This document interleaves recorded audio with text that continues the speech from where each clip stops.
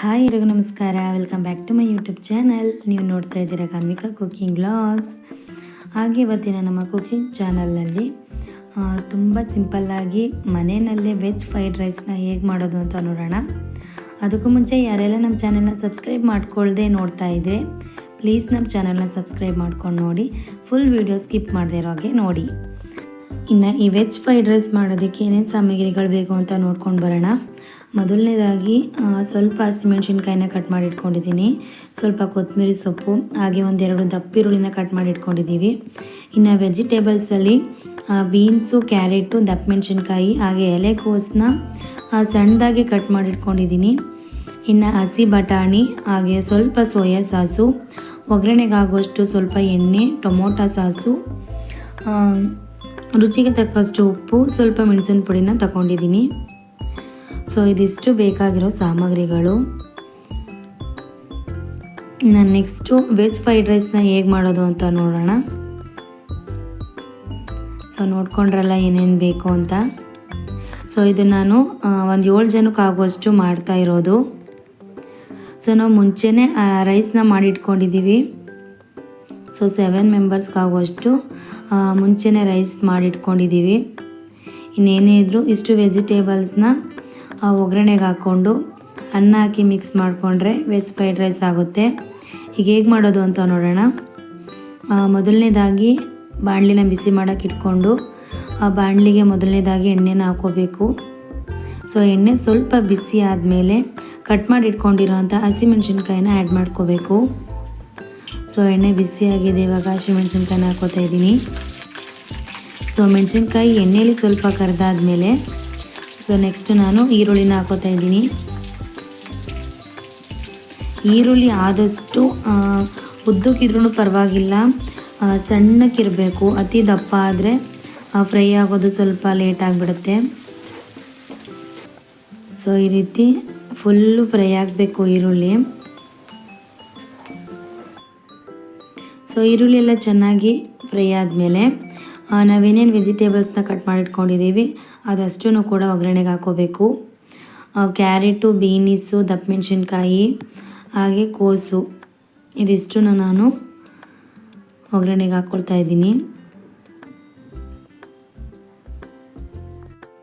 ಹಸಿ ಬಟಾಣಿನೂ ಕೂಡ ಒಗ್ಗರಣೆಗೆ ಹಾಕೋಬೇಕು.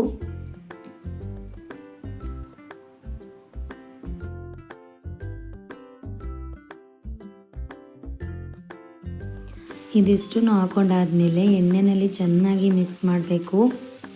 ಅದಷ್ಟು ಚೆನ್ನಾಗಿ ಫ್ರೈ ಆಗೋವರೆಗೂ ಕೈ ಆಡಿಸ್ತಾ ಮಿಕ್ಸ್ ಮಾಡಿಕೊಂಡು ಫ್ರೈ ಮಾಡ್ಕೊಳ್ತಾ ಬರಬೇಕು.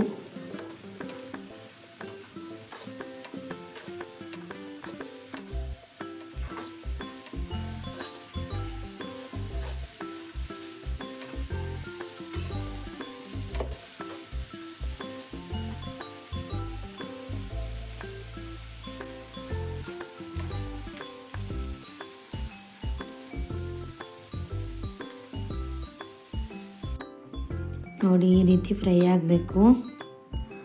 ಸೊ ಎಣ್ಣೆಯಲ್ಲಿ ಎಷ್ಟು ಬಿಟ್ಕೊಂಡಿದೆ ನೋಡಿ, ಈ ರೀತಿ ಎಣ್ಣೆಯಲ್ಲೇ ಸೆಪ್ರೇಟ್ ಆಗೋವರೆಗೂ ಫ್ರೈ ಮಾಡ್ಕೋಬೇಕು. ಸೊ ಕೆಲವರು ಹಸಿಯಾಗಿದ್ರೇ ಇಷ್ಟಪಡ್ತಾರೆ. ಈ ರೀತಿ ಸ್ವಲ್ಪ ಫ್ರೈ ಆದರೆ ಅನ್ನದ ಜೊತೆ ತಿಂದಾಗ ಟೇಸ್ಟು ಚೆನ್ನಾಗಿರುತ್ತೆ. ಸೊ ಚೆನ್ನಾಗಿ ಫ್ರೈ ಆದಮೇಲೆ ರುಚಿಗೆ ತಕ್ಕಷ್ಟು ಉಪ್ಪನ್ನ ಹಾಕ್ಕೊಂಡು 1 ಸ್ಪೂನ್ ಮೆಣಸಿನ ಪುಡಿ, ಹಾಗೆ ಟೊಮೆಟೊ ಸಾಸು ಮತ್ತು ಸೋಯಾ ಸಾಸನ್ನ ಹಾಕ್ಕೊಂಡು ಚೆನ್ನಾಗಿ ಮಿಕ್ಸ್ ಮಾಡ್ಕೊಳ್ಳಿ. So tomato sauce, soya sauce ಹಾಕೋದ್ರಿಂದ ಟೇಸ್ಟು ತುಂಬಾ ಚೆನ್ನಾಗಿರುತ್ತೆ. ಸೊ ನಮ್ಮ ಮನೆಯಲ್ಲಿ ಯಾವಾಗಲೂ ಸೋಯಾ ಸಾಸ್ನಾಗಲಿ ಟೊಮೊಟೊ ಸಾಸ್ನಾಗಲಿ ಜಾಸ್ತಿ ಯೂಸ್ ಮಾಡಲ್ಲ. ಸೊ ಯಾವಾಗಲೂ ಒಂದಿನ ತಿಂದರೆ ಏನೂ ಆಗಲ್ಲ ಅಂತೇಳ್ಬಿಟ್ಟು ಇವತ್ತು ಟೊಮೆಟೊ ಸಾಸು, ಸೋಯಾ ಸಾಸ್ ಎರಡನ್ನೂ ಕೂಡ ಯೂಸ್ ಮಾಡ್ತಾಯಿದ್ದೀವಿ. ಸೊ ಟೇಸ್ಟ್ ಅಂತೂ ತುಂಬಾ ಚೆನ್ನಾಗಿತ್ತು. ಸೊ ಮನೆಯಲ್ಲೇ ಟೊಮೊಟೊ ಸಾಸ್ ಮಾಡ್ಕೊಳ್ಳೋದ್ರಿಂದ ಏನೂ ಸಮಸ್ಯೆ ಆಗೋದಿಲ್ಲ. ಹೊರಗಡೆಯಿಂದ ತಂದು ಹಾಕೋದಾದರೆ ಸ್ವಲ್ಪ ಅವಾಯ್ಡ್ ಮಾಡಿದ್ರೆ ಒಳ್ಳೆಯದು. ಎಲ್ಲ ಚೆನ್ನಾಗಿ ಮಿಕ್ಸ್ ಆದಮೇಲೆ ಈಗ ಲಾಸ್ಟಲ್ಲಿ ಕೊತ್ತಂಬರಿ ಸೊಪ್ಪನ್ನ ಹಾಕ್ಕೊಳ್ತಾ ಇದ್ದೀನಿ. ಸೊ ಕೊತ್ತಂಬರಿ ಸೊಪ್ಪನ್ನು ಅಷ್ಟೇ ಸ್ವಲ್ಪ ಬಾಡಿಸ್ಕೋಬೇಕು, ಹಸಿಯಾಗಿದ್ದರೆ ಅಷ್ಟು ಟೇಸ್ಟ್ನ ಕೊಡೋಲ್ಲ.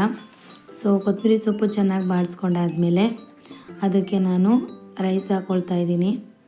ಸೊ ಮಾಡಿಟ್ಟಿರೋ ಅಂಥ ಅನ್ನನ ಹಾಕ್ಕೊಳ್ತಾ ಇದ್ದೀನಿ.